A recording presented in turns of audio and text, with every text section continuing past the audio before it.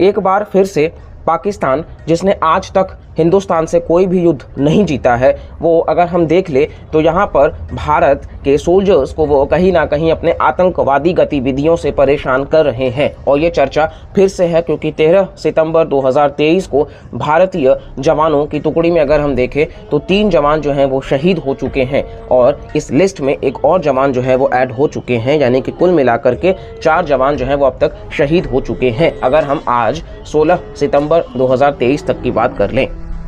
दरअसल एक military operation जो है वो कंडक्ट करा गया और बेसिकली ये देखा गया कि जम्मू कश्मीर के अनंतनाग जिले से कोकेरनाग करके एक रीजन है जो कि अपने आप में बहुत ही सुंदर है वादियों के लिए, लेकिन वहाँ पर जस्ट बिकॉज कि ये पहाड़ बहुत ज़्यादा है, डिफ़िकल्ट टेरेन है, चट्टान है, नदियाँ हैं, तो इस वजह से वहाँ पर पेट्रोलिंग करना इतना आसान नहीं होता है और सर्विलांस जो है वो मुश्किल हो जाता है और आतंकवादियों के लिए ये बहुत ही ज़्यादा अच्छा जगह हो जाता है क्योंकि ऐसे में वो उन जंगलों में जाकर के छिप जाते हैं और फिर गुरिल्ला वॉरफेयर स्ट्रैटेजी को अपनाते हैं। और इसमें इंडियन आर्मी के 19 राष्ट्रीय राइफल्स से 2 जवान जो हैं वो शहीद हो जाते हैं। बेसिकली अगर हम देखें और इस मुठभेड़ में इंडियन आर्मी के 19 राष्ट्रीय राइफल्स के 2 जवान शहीद हो जाते हैं, जिनमें कैप्टन मनप्रीत सिंह और मेजर आशीष धोमचक जो हैं वो शामिल हैं। और इसी के साथ साथ में जम्मू कश्मीर आप देखोगे वहाँ के डिप्टी एसपी जो हैं हुमायूं भट्ट साहब, उनका भी इसी में निधन हो जाता है। और ये रीजन इतना खतरनाक है कि एक तरफ जंगल है और दूसरे तरफ खाई है, यहाँ तक कि ये 3 जवानों के शवों को निकालना अपने आप में बहुत बड़ा चैलेंज था भारतीय आर्मी के लिए भी। और इसके रिस्पांस में इंडियन आर्मी जो है वो भी आईईडी यानी कि एक्सप्लोसिव डिवाइस का हम इस्तेमाल कर रहे हैं और साथ साथ में ड्रोन्स का भी हम इस्तेमाल कर रहे हैं ताकि इस रीजन में इन आतंकवादी गतिविधियों पर रोक लगाया जा सके। और इससे पूरा देश गमगीन है, इंटरनेट पर ट्रेंड कर रहा है कि बेसिकली इंडिया पाकिस्तान जो मैचेस होते हैं उसको रद्द किया जाए। एशिया कप का मैच चल रहा था, इसी साथ साथ आप देखोगे तो वर्ल्ड कप के भी मैचेस हैं, तो बीसीसीआई से बार बार कहा जा रहा है कि एक गेम जो है वो नेशनलिटी से बढ़ करके नहीं है। पाकिस्तान अपनी हरकतों से बाज नहीं आने वाला है क्योंकि आप अगर इन 3 सोल्जर्स को देखोगे, इनके अपने घर में इनके माता पिता हैं, बच्चे हैं, ये अपने आप में बहुत ही ज़्यादा परेशान है और इसके बावजूद आप देखोगे कि कहीं ना कहीं अपने आप में बहुत गौरवान्वित हैं कि इनके जो बेटे हैं वो देश में कहीं ना कहीं शहादत में काम आए हैं। और ये हम भारतवासियों को मतलब कहीं ना कहीं गर्व करना चाहिए कि हम ऐसे देश में रह रहे हैं जहाँ के जो सोल्जर्स हैं वो अपना सब कुछ लगा देते हैं हमारे देश की रक्षा के लिए, हम देशवासियों की रक्षा के लिए।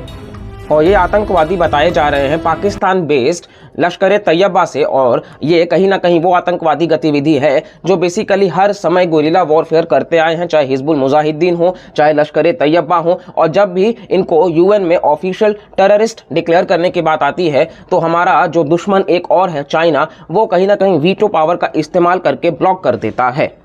और समय आ चुका है कि पाकिस्तान को उसका सबक सिखाया जाए सर्जिकल स्ट्राइक के फॉर्म में। और साथ साथ में विश्व भर में आप देखो कि कहीं ना कहीं पाकिस्तान की निंदा जो है वो हो रही है। पाकिस्तान में इन्फ्लेशन इतना ज़्यादा है कि लोग खाने के लिए परेशान है, जो बेसिक एमिनिटीज़ हैं वो भी नहीं मिल रही हैं और उसके बावजूद इनकी गतिविधियों पर जो है वो इसी प्रकार से जारी है जहाँ पर ये दूसरे देश को नुकसान पहुँचाना चाहते हैं। इनका लाइन ही ये इस्तेमाल करते हैं, कट इंडिया विथ 1000 ब्लीड्स। तो ये उस आतंकवादी गतिविधियों को बढ़ावा देते हैं उसी के तर्ज पर।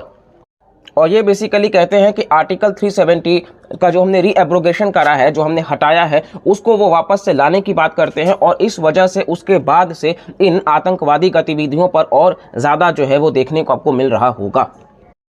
और भारत को जब पूरा विश्व के साथ हम मिलते हैं तो हम क्लाइमेट चेंज और टेररिज्म की तो बात करते ज़रूर हैं, लेकिन यहाँ हमें 2 कदम आगे होना होगा। अब फाइनेंशियल एक्शन टास्क फोर्स के ग्रे लिस्ट तक ही नहीं, क्योंकि वहाँ से क्या है कि इनको लोन लेने में समस्या आ रही है, लेकिन चाइना और टर्की और सऊदी अरेबिया जो है वो इसकी मदद करते आए हैं। और अब हमको इंटरनेशनल प्रेशर भी बनाना होगा, क्योंकि भारत और पाकिस्तान एक समय में आज़ाद होने के बाद आज आप देखोगे भारत विश्व का फास्टेस्ट ग्रोइंग इकोनॉमी है वर्ल्ड बैंक के हिसाब से, और पाकिस्तान का आज आप हालत देखोगे तो बहुत ही ज़्यादा लाचार है, बेबस है। जहां भारत चंद्रयान 3 और आदित्य L1 जैसे मिशन के वजह से चर्चा में होता है विश्व भर में, वहीं पाकिस्तान अपनी आतंकवादी गतिविधियों के लिए ही ये कहीं ना कहीं बदनाम होते हैं विश्व भर में। और इसमें चाइना का भी प्रेशर ज़रूर है, क्योंकि चाइना पाकिस्तान इकोनॉमिक कॉरिडोर में चाइना 65 बिलियन यूएस डॉलर्स का हैवी इन्वेस्टमेंट किया है, जो कि एक अपने आप में फेल्ड प्रोजेक्ट बनता जा रहा है गिलगित बाल्टिस्तान की वजह से, जिसको लेकर के हम एक डिटेल्ड वीडियो ज़रूर लाएंगे। और साथ साथ में आप देखोगे वक्त आ चुका है कि भारतीयों को यह भी डिसाइड करना है कि हम चाइनीज़ प्रोडक्ट्स का कम से कम इस्तेमाल करें और मेक इन इंडिया को बढ़ावा दें। और अगर कल को ऐसा वर्ल्ड वॉर 3 जैसा होता है विथ चाइना या पाकिस्तान, तो भारत कितना प्रिपेयर्ड है, इसको लेकर के हमने चैनल पर डिटेल्ड वीडियो करा है, तो आप जाकर के ज़रूर चेकआउट करिएगा, आपको बहुत कुछ जानने को मिलेगा। और साथ साथ में बिल्कुल कहीं ना कहीं ये निर्णय हम भारतीयों को लेना है कि हम अपने जवानों की बलिदान का किस प्रकार से बदला लेंगे। बस अंतिम में उन शहीदों को श्रद्धांजलि देते हुए और शत शत नमन करते हुए जय हिंद जय भारत के नारे के साथ में हम इस वीडियो को तो एंड कर रहे हैं, लेकिन कहीं ना कहीं बिल्कुल ये वक्त जो है वो हम भारतीयों को एक रहना है और साथ साथ में इस मुश्किल के घड़ी में हम भारतीयों को एक साथ रह करके चीज़ों को आगे लेकर के चलना है।